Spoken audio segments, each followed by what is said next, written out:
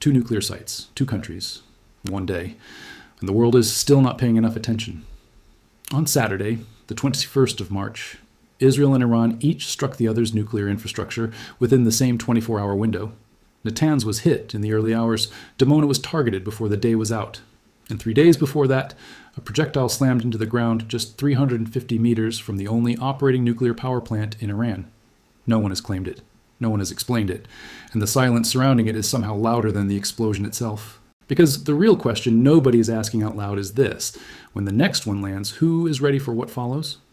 In the next few minutes, I'm going to take you through every piece of this escalation, step by step, and show you exactly how close this conflict came to crossing a threshold the world cannot walk back from.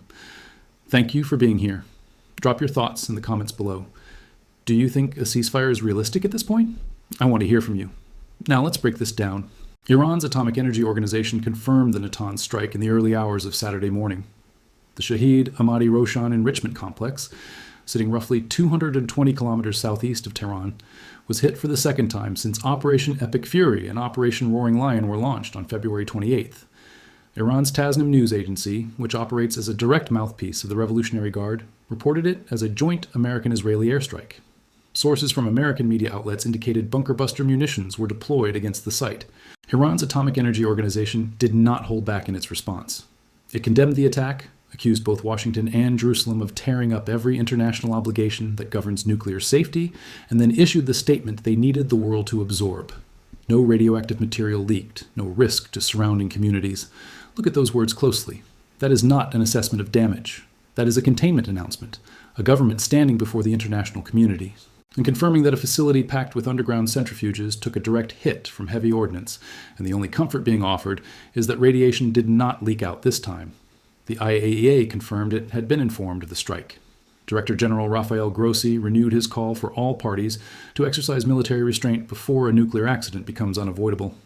Russia's Foreign Ministry spokeswoman Maria Zakharova escalated her language further, branding the strike a flagrant breach of international law and warning of a genuine risk of catastrophic consequences spreading across the entire region. Then came Israel's response, or more accurately, Israel's deliberate non-response. The IDF stated it had no awareness of a strike on Natanz. Absorb that phrasing. Not a denial, not a confirmation, an absence of awareness. The Israeli military knows exactly how to claim an operation when it wants the credit. It also knows exactly how to issue a clean denial when it needs distance. Choosing neither, choosing instead the language of not knowing, is a very specific diplomatic tool. It leaves space for Washington to absorb or deflect responsibility, and it keeps Jerusalem's options open. That calculated ambiguity becomes even more significant once you understand what happened at Dimona. Because Natanz is not a secondary or symbolic target. It is the backbone of Iran's entire uranium enrichment program. This same facility was hit during last June as 12-day war, the conflict Israel called Operation Rising Lion, and the Pentagon designated Operation Midnight Hammer. It was struck again on March the 2nd, the opening days of this campaign, with satellite imagery confirming severe structural damage to at least 3 buildings. Iran has enriched uranium there to purity levels that served no civilian energy purpose. Western intelligence agencies estimate the accumulated stockpile is sufficient for approximately 10 nuclear weapons, sitting just one technical threshold away from weapons-grade material. Every strike on Natanz narrows the gap between a military operation and an uncontrolled radiological event. The retaliation came fast. Within hours of the Natanz strike, Iranian ballistic missiles hit Dimona and Arad in southern Israel, in direct proximity to Israel's nuclear research center. One missile achieved a confirmed direct hit on a residential building inside the city. The IDF used those exact words, a direct hit on a building.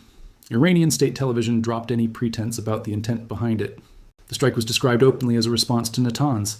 The IRGC framed it in explicit terms as retaliation. Dimona occupies a unique and deeply sensitive place in the geography of this conflict.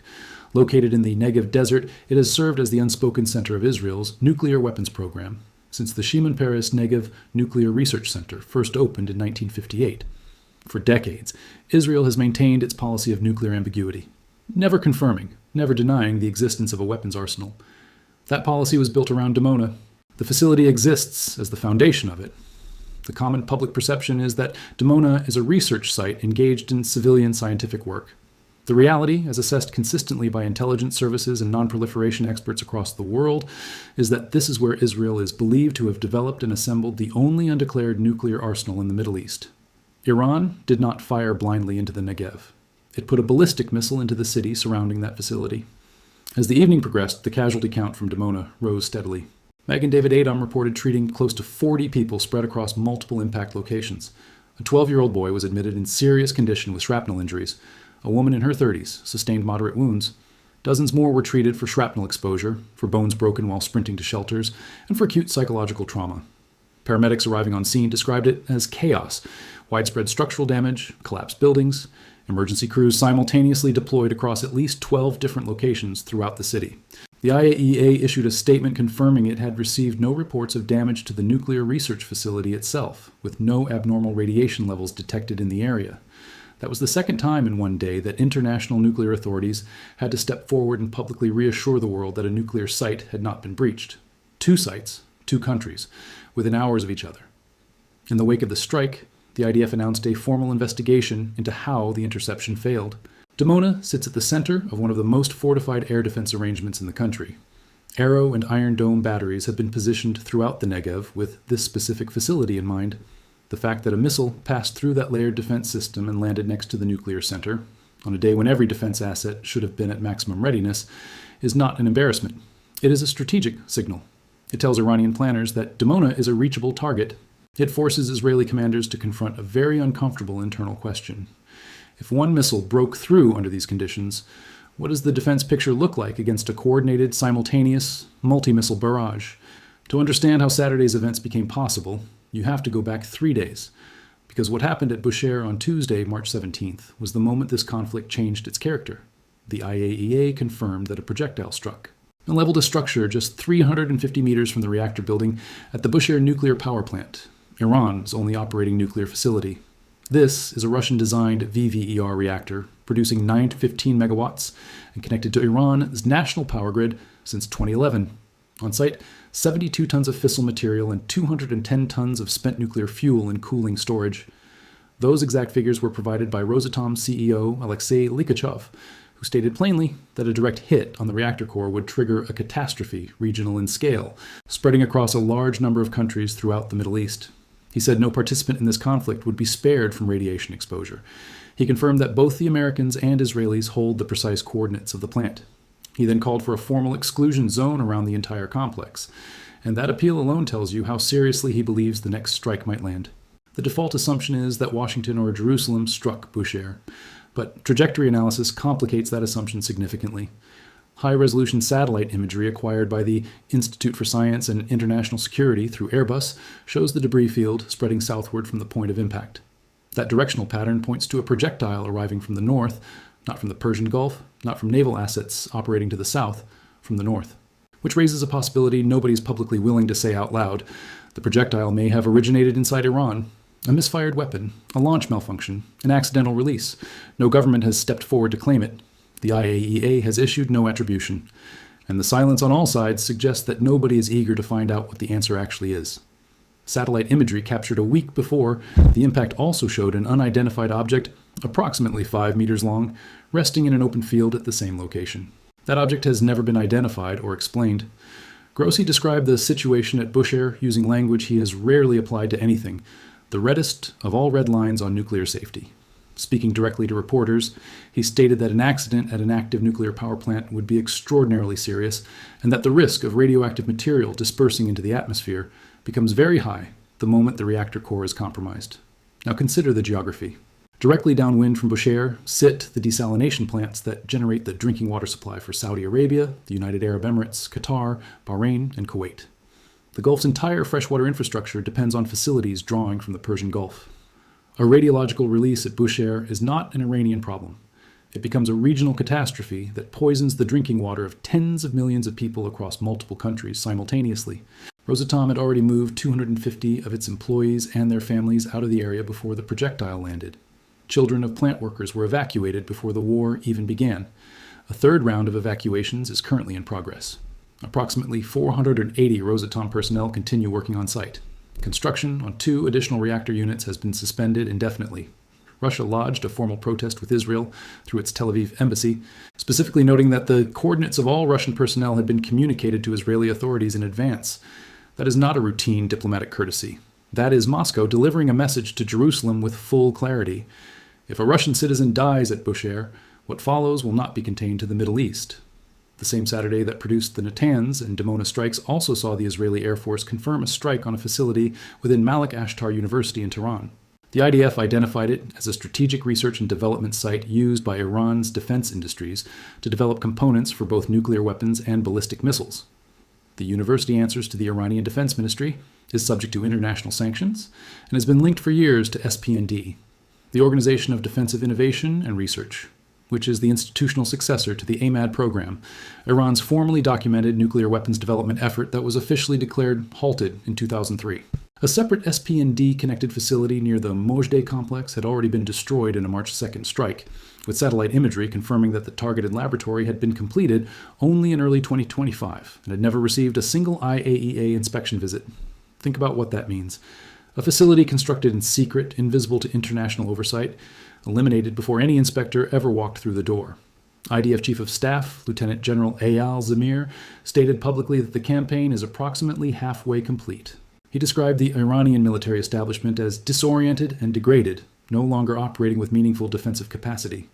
By the 22nd day of the conflict, CENTCOM Commander Admiral Brad Cooper confirmed that more than 8,000 military targets across Iran had been struck, among them 130 naval vessels.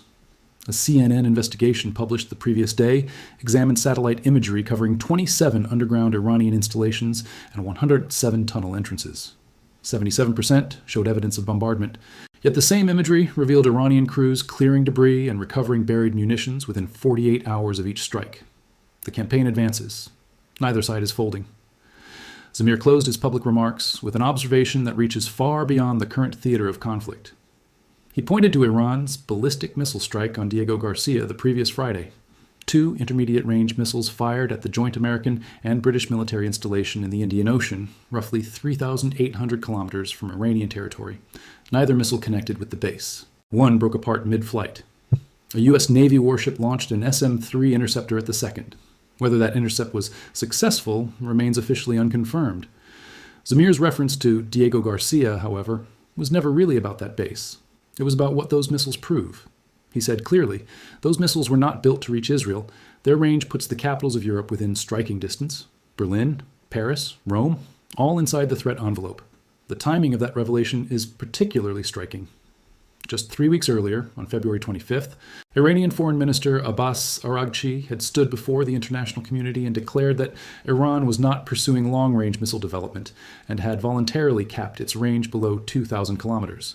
The Diego Garcia launch covered nearly double that distance in a single afternoon.